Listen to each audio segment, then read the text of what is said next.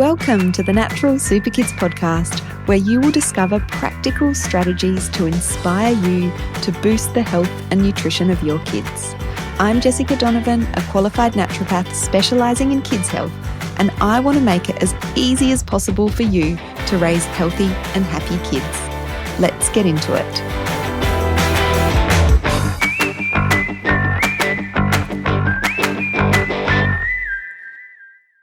Hello, welcome back to the Natural Super Kids podcast. I'm excited to bring you another conversation.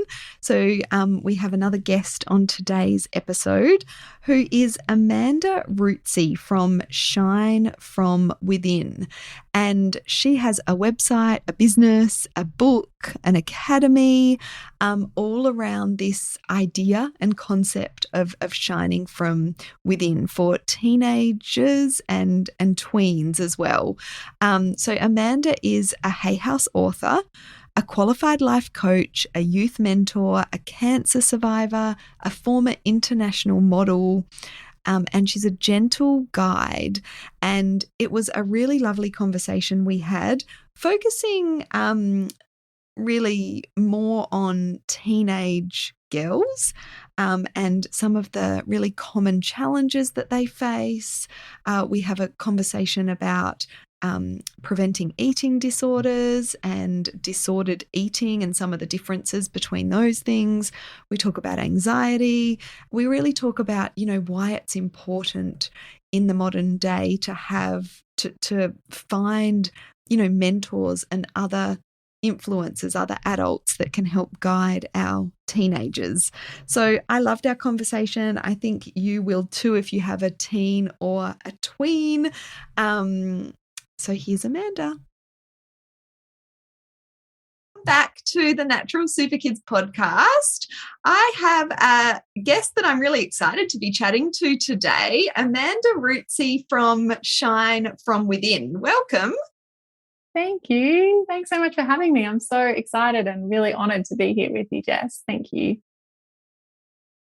Really excited to be chatting to you as well. So do you want to just start by telling the listeners a little bit about yourself and what you do? Definitely.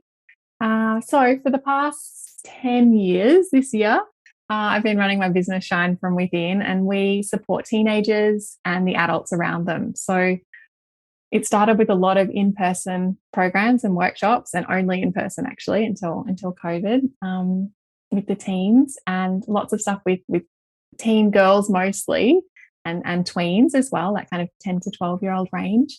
But basically, I just really want young people to feel like they are enough and that they're pretty perfect already, and give them some tools and some mentors around them to feel like they've got this and they can shine from within. Yeah. Work for that age group, and we'll get into the different bits and pieces that you offer. I know you have a book that I'm really keen to read, as I have a 12-year-old daughter. Your book is called Shine From Within. So can you tell us a bit more about your book? Yeah, definitely. So the book, it's out with Hay House worldwide, so you can find it anywhere, which is good. But it's the guidebook I wish I had as a teen myself, or tween. I find we do get quite a few readers at that sort of 11, 12 mark as well, and there's nothing inappropriate in there for that age group. There'll just be some things that aren't relevant quite yet, like job interview skills.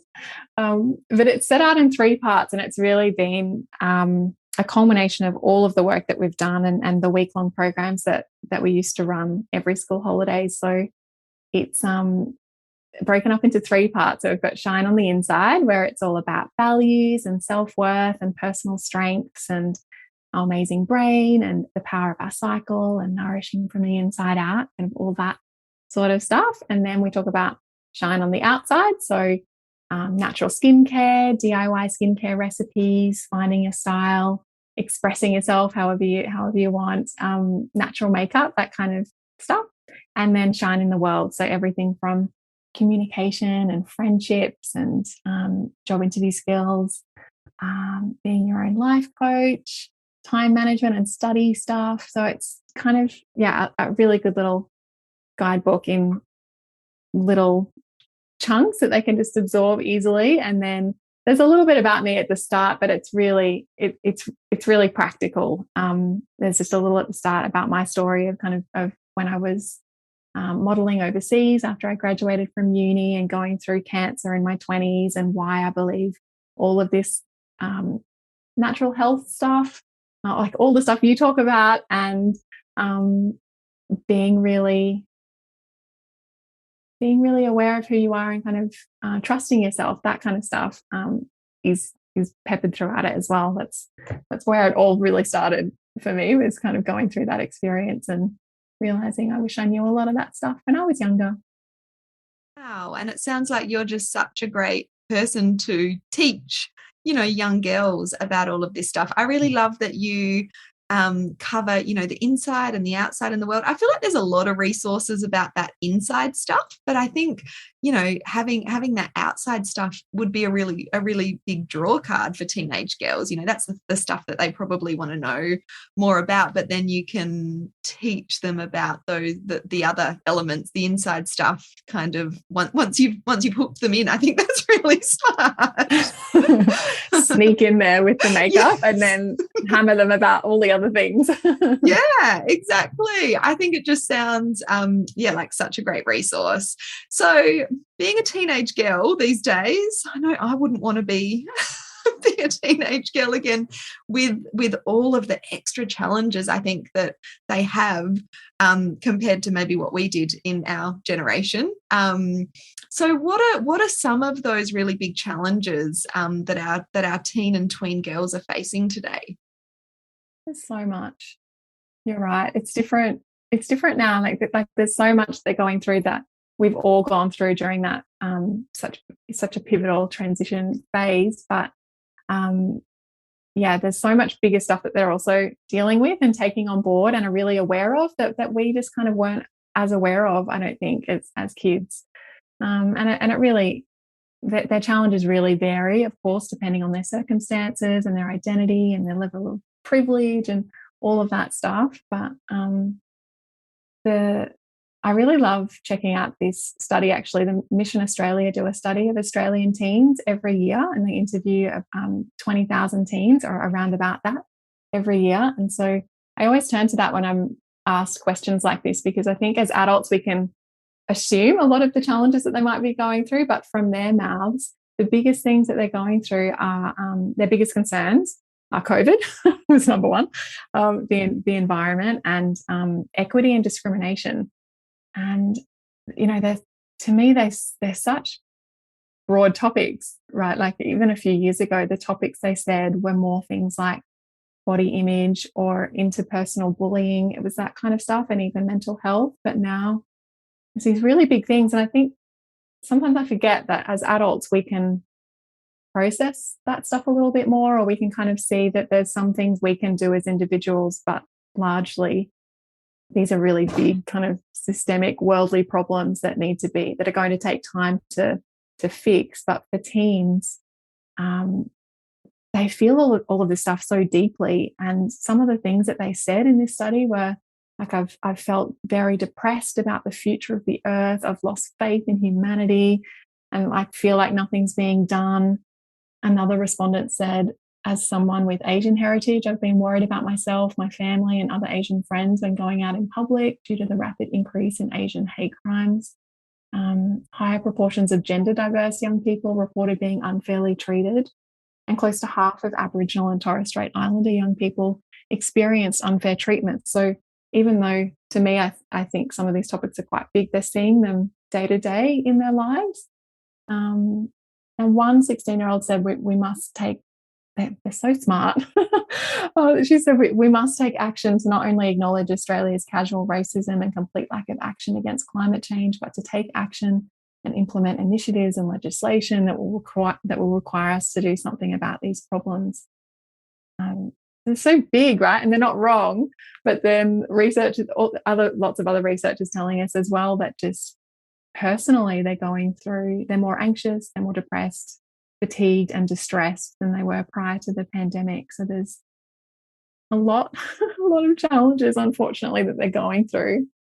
But then when I see day to day with our members in the online academy, with these kids that I've been catching up with a few times a week for at least a couple of years now, it's different stuff that I'm seeing coming through just day to day from them. It's stuff like, they're really just trying to get back on top of their studies after things being so up and down. I've got a lot of members in Victoria and in other parts of the world where they were kind of, really in lockdown on and off. And the uncertainty of not wanting to trust that things will be okay now. Like, one of them's about to go off on a music tour, and she's had so many things cancelled that she's too afraid to even think that it's really going to happen, that she's actually going to get on the plane. And then from their parents, I hear things like, because so many experiences were kind of cut off for them, they're now seeing that they've got this newfound wish for independence, and that's always a part of being an adolescent, I think, of course. But because they didn't get it necessarily as naturally or as organically as they would have over the past couple of years, they're kind of just like breaking away and just wanting some kind of control in their life too. So I don't know if you wanted me to list out that many problems, but there's a lot of challenges. There is. And I think I love that you're coming at it from their point of view, not just sort of, as you said, as adults, we can assume, what the big challenges are. So yeah, there was some things in there that I really sort of didn't expect, but I think that, shines the light for a lot of us parents who are parenting teens.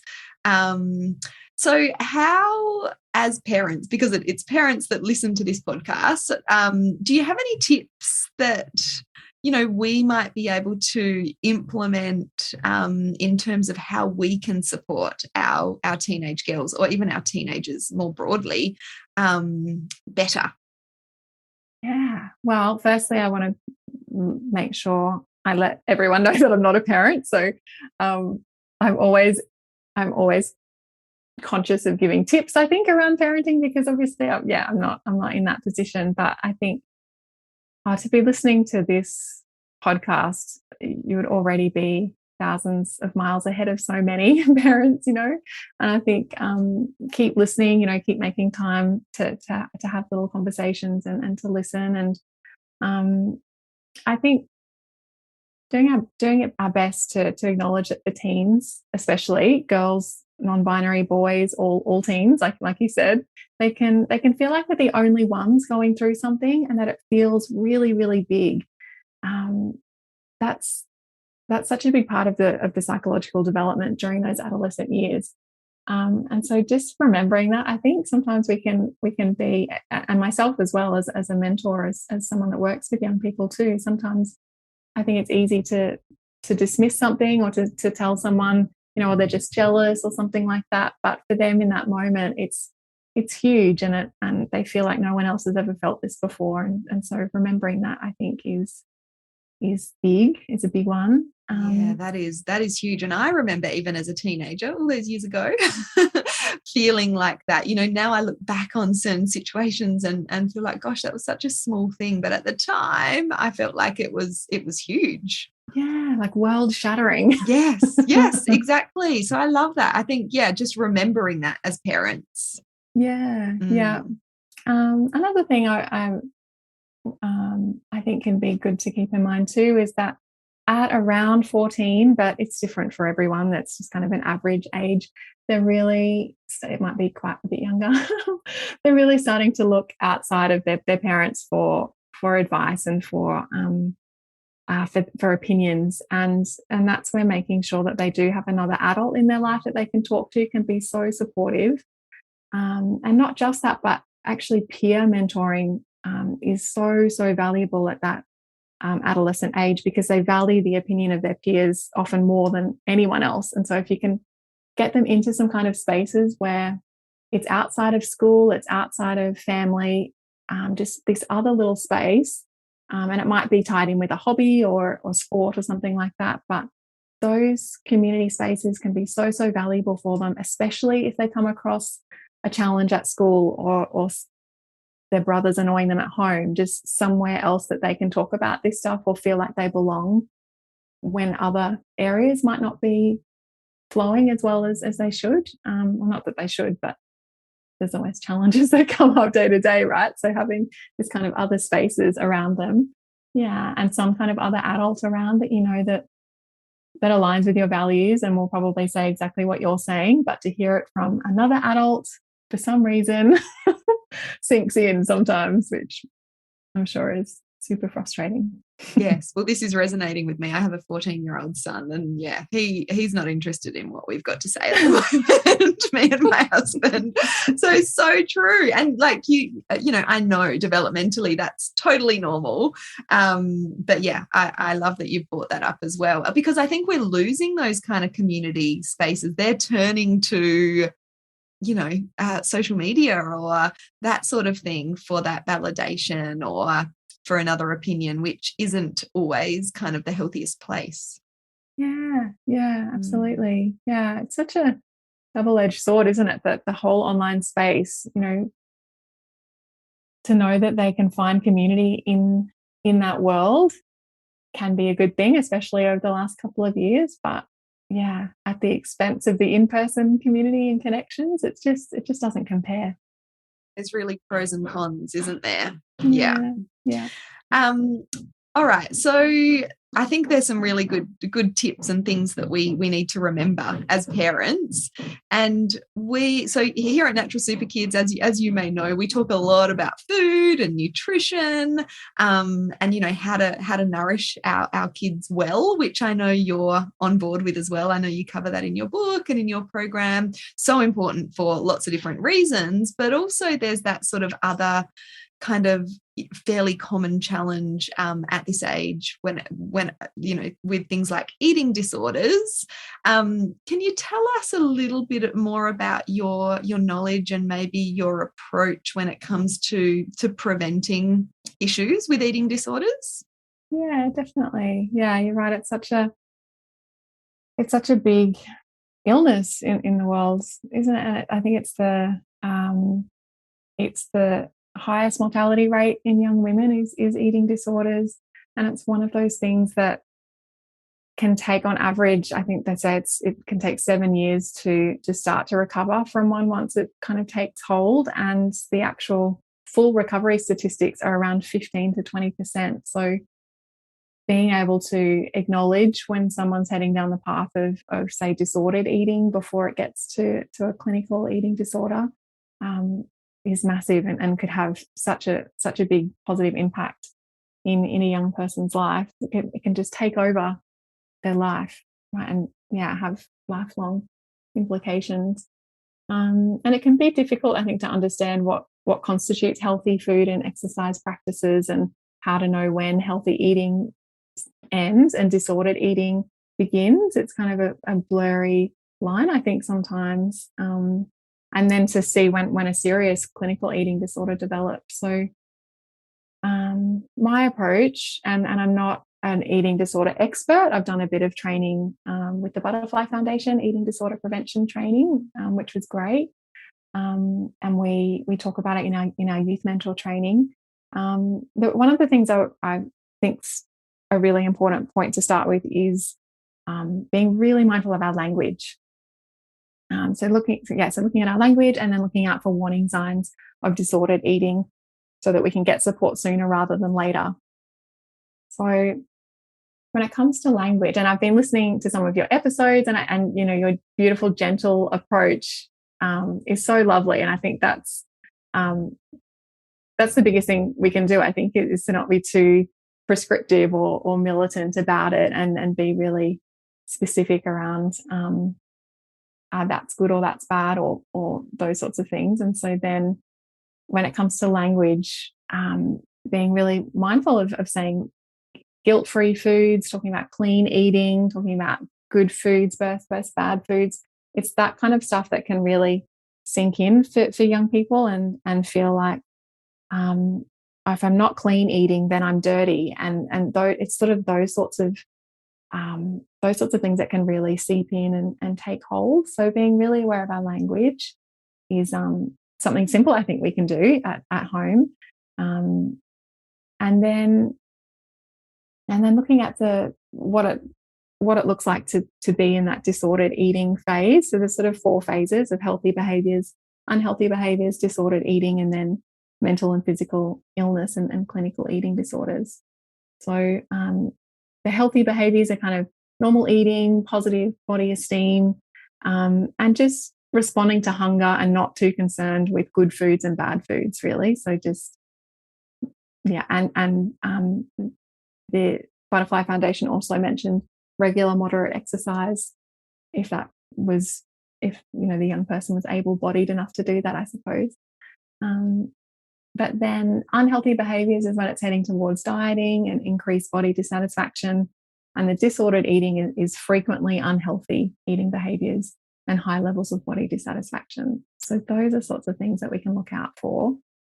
And then regardless of the eating disorder, whether it's binge eating, bulimia, anorexia, some of the common experiences are withdrawal from friends and family, and just feelings of being deeply out of control. And so it's often a way to try to take control back. So I think sometimes it's looking at some of those other behaviors that might not necessarily be related to food that we could try to kind of pick up on. But there's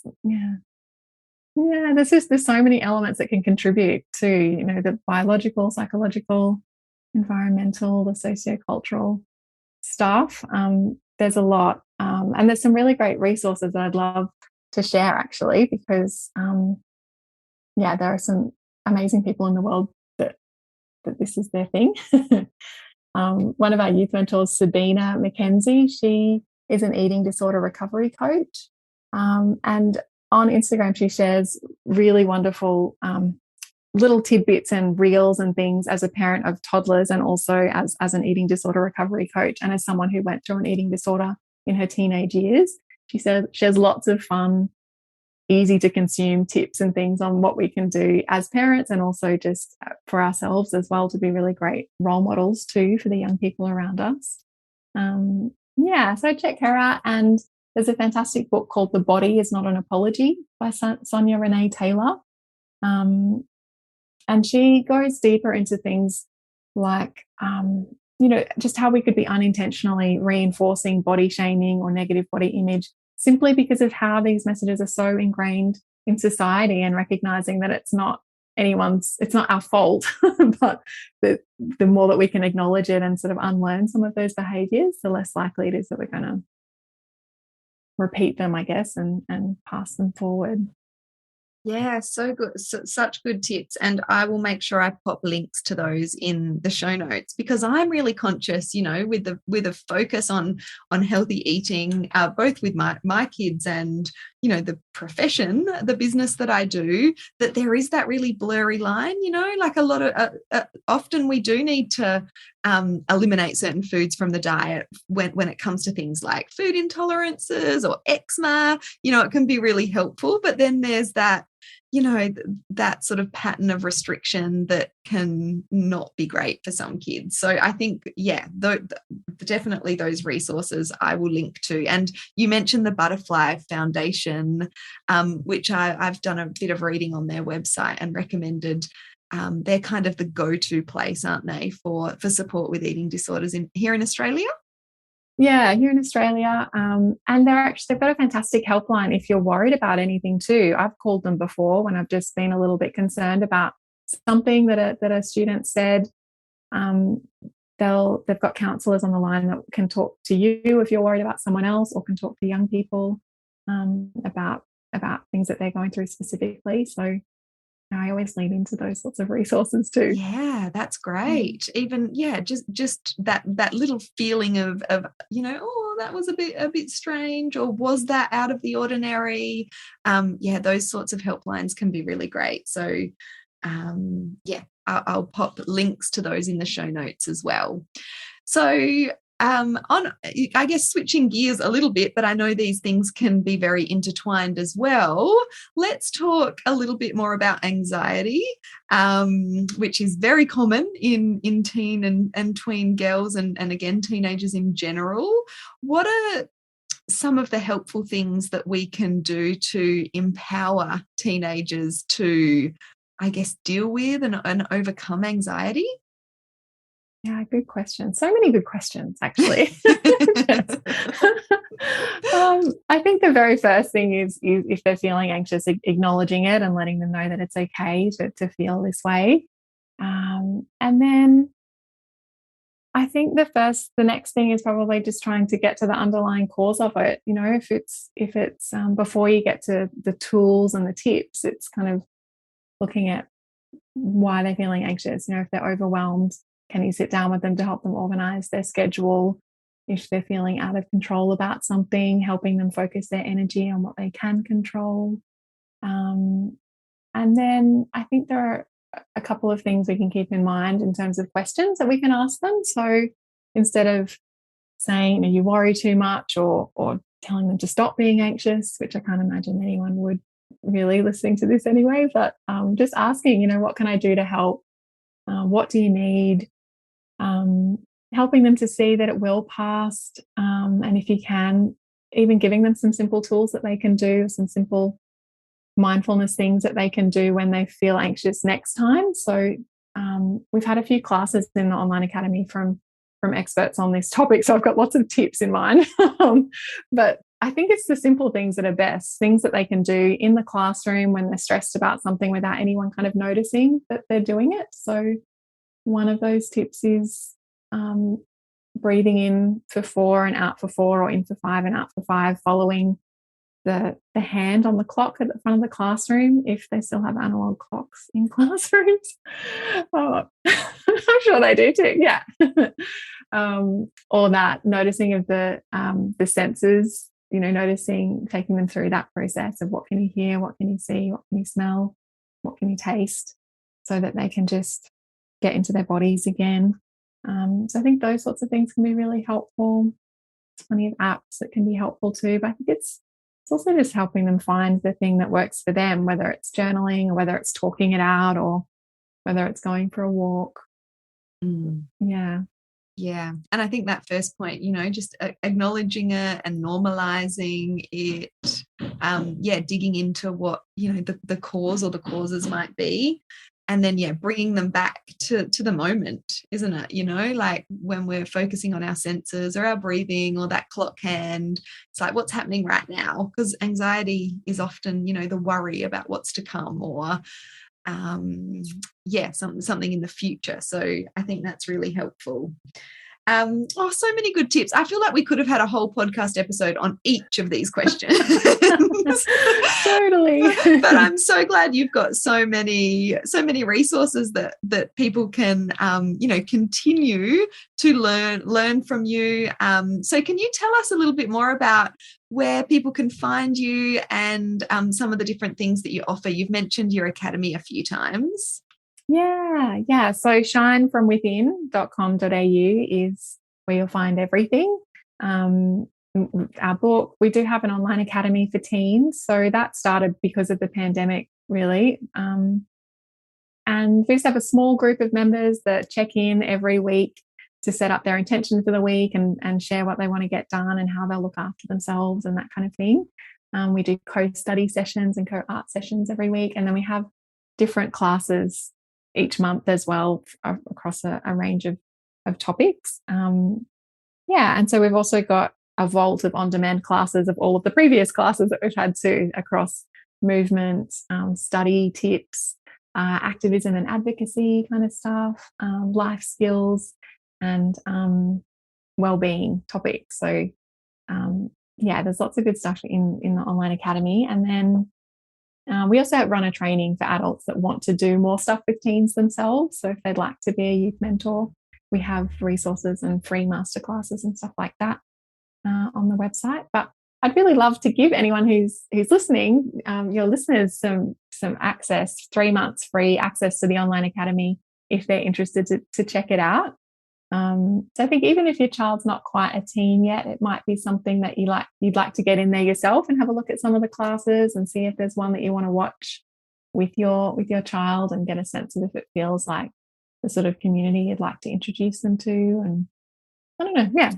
Anyway, just to pop in and check it out if you'd like to. Definitely. I think that sounds amazing. I'm definitely interested, and I'm sure lots of other listeners are interested. I love that it's for teens themselves, so that they can get access. We're not just kind of accessing this information and then regurgitating it to them, because by the time that they're that age, as we discussed, they don't really listen to our opinions or advice. I'm sure they still do, but yeah. I love that you're actually creating the resources for them. We will kind of lead it too. Like it's, yes. They're the ones that say what they want to learn about next, and they get so much support from each other. Yeah, it's really beautiful. Yeah, sounds like a great place. One of those really positive online spaces where they can hang out and, get access to really helpful resources. So thank you for that offer. And we will pop all of the details of how you can get that 3 months free access to the Academy in the show notes. So head on over there, and the link and any code or anything that you need will be in there. Thank you so much for joining me today and sharing your wisdom. Thank you. It's been so lovely chatting with you. And I feel like I kept wanting to ask you too what you would do in these situations or how you would approach some of these topics, but I'll just keep listening to your podcast. Yeah, I have. I mean, I've done episodes on things like anxiety and that sort of thing. And I think, we focus on nutrition and lifestyle and herbs and things like that. So to have other different guests with different approaches, or even, some very similar approaches, can be really helpful, because as you said, what works for one person, one teenager or one child, doesn't necessarily work for another. So giving people access to lots of different opinions and advice is, part of the reason that I produce this podcast. So it's been really nice to meet you. Thank you for joining me. I'm sure we'll chat soon.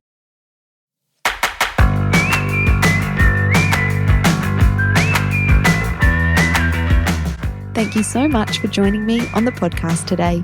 Head on over to our website, naturalsuperkids.com, for the show notes for this episode, as well as a whole heap of inspiration to help you raise healthy and happy kids. I'll see you next week.